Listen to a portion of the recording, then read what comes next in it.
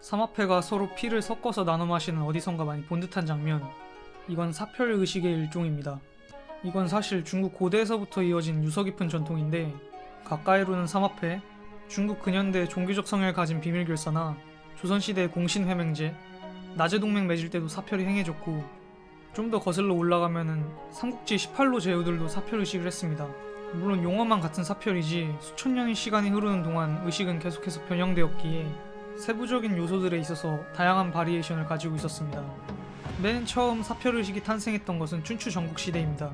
오랜 전통 속에서 단결해 있던 시족들이 분열하기 시작하는 군웅할거, 콩가루 집안의 시대였던 춘추 전국시대는 생판 모르는 남남끼리도 서로한테 이득될 것 같으면 형동생 하면서 친목질하는 풍조가 엄청나게 유행하게 됐는데, 사회가 박살났기 때문에 친목질을 안 하면은 완전히 도태되는 시대가 열려버렸고, 서로가 절대 못 믿는 시대가 되었기 때문에 역설적으로 맹세나 신의를 중시하게 된 것입니다. 이때 당시에 유행했던 회맹을 이른바 삼맹이라고도 부를 정도로 맹세를 하는 의식에서의 사별이라는 것은 엄청나게 중요하고 상징적인 것이었습니다. 근데 왜 굳이 피를 나눠 마셨을까요?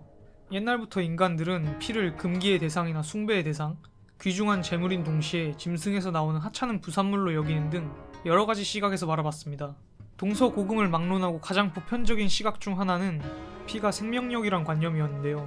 왜냐면 아주 옛날부터 인간은 사냥을 다녔는데 어디 메모드 뿔 같은 거에 사람이 들이받치면 피를 콸콸 쏟아대다가 죽기 다반사였고, 암튼 짐승이고 사람이고 피를 콸콸 쏟게 되면은 얼마 안 가서 얼굴색이 변해버리면서 죽어버리는 것을 보고 조상님들은 피가 아주 소중하고 흘리면 안 되는 생명력과 직결된 귀중한 거라고 생각하게 되었던 겁니다. 고대 히브리인들도 육체의 삶이 피에 있다고 성경에 썼고, 고대 중국에서도 종묘에서 조상님들한테 피를 바치는 혈제를 하곤 하는 등 세계 대부분의 여러 곳에서 공통적으로 피는 신과 인간을 잇는 가교 역할을 하는 초신성한 물질이 되곤 했습니다. 근데 사별은 그 신성한 피를 사람들끼리 서로 나눠 마시는 건데, 여기서 왜 굳이 나눠 마셨는지가 의문입니다. 그 이유에 대한 단서 하나가 당시 사람들이 사별하면서 했던 말에 있는데요.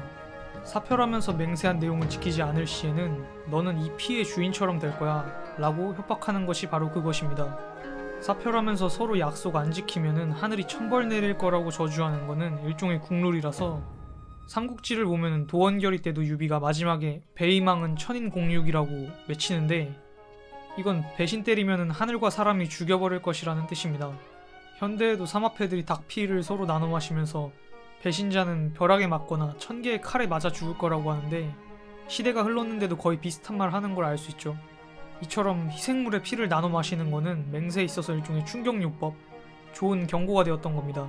또 혈족이란 말에서 알 수 있다시피 피는 또한 가족을 상징하기도 합니다.